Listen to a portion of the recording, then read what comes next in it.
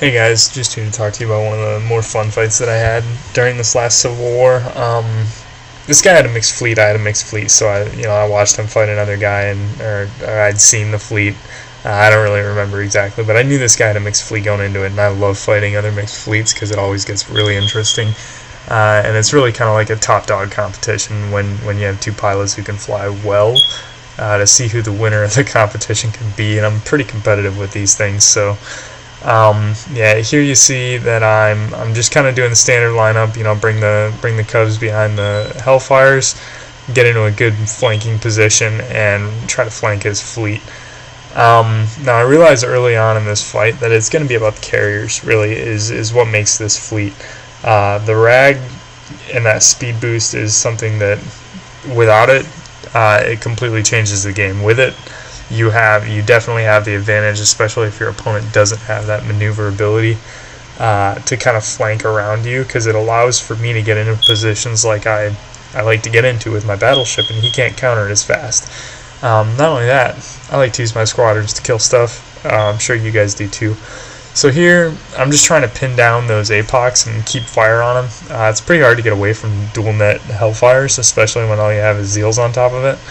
But he's kind of trying to scrub him with the Zeals and get his Zeals in range and put a little damage on me, which is cool. And I probably should have adjusted my rear Hellfire there to bring it into a better range, but I wasn't too concerned about it.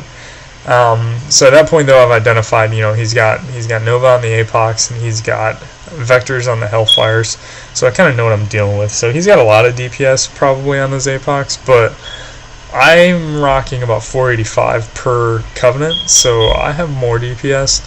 At this point, I decide that, okay, he's leaving his carrier out in the open for me.